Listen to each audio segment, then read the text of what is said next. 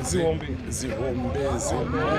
saka apa chiri choda kuitika because ndaona vanhu vese vanguuya panapa ndikuona zvitima ndikuona njanji muda kusumudza njanji muda kusumudza trene muda kuita sei apa ndoda kudadisa ndoda kudhonza chitima chinoremawo 56 ton ndoda kumboratidza vezimbabwe yese kuti pane munhu akadai munyika muno ende munhu wacho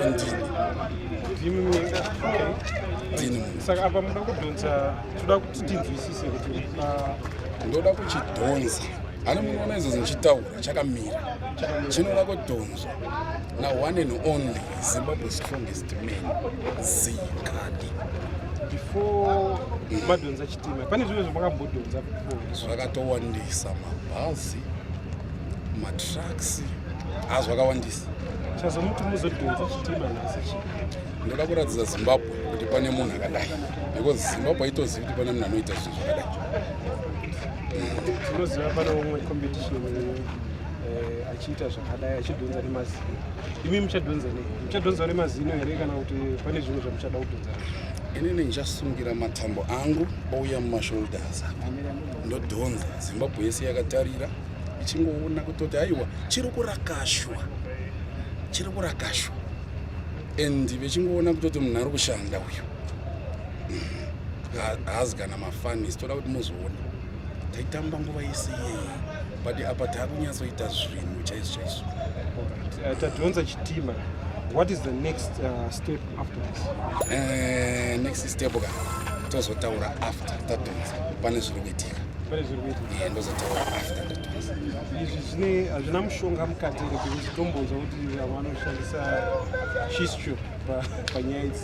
Makamira sesimba riri kubva kupi?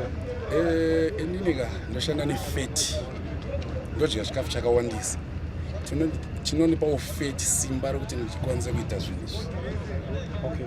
Pamunoti munodya chikafu chii chamunodya seizvozvo musati matanga kudai so chii chamadya pamwe ndikangodya amakuseni ndamwati ine 1.5 ine mazai 15 boiled 15 fried right paa pane beans dzekuwanda handina kuzoona kutoti makeji anga akamira sei paa pane bacon pane poloni hazva zvakawanda ndichipedza ipapo ndikarakasha 8 pints elacto kudzikisa tii yandamwa iyaya.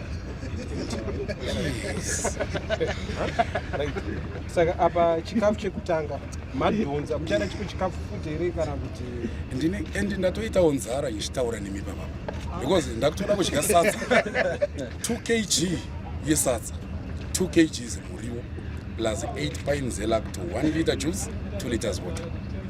Alright, so we wish you all the best. Thank you. Ndizi kuti pane chimwe chamungada kutaurira here?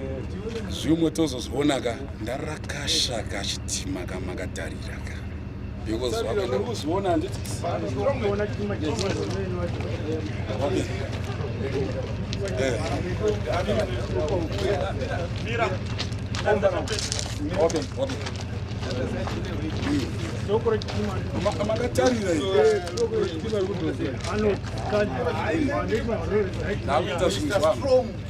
right, come on, Zico.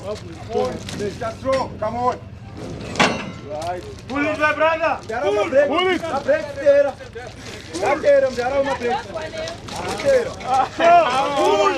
Pull, Zico. Pull, Mr. Strong. Pull. Come on, Mr. Strong. Pull. Mr. Strong.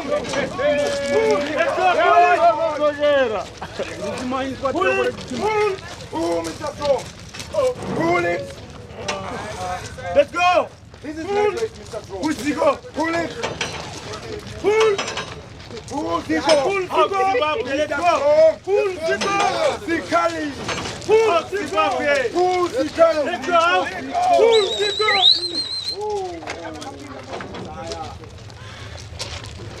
Mazona.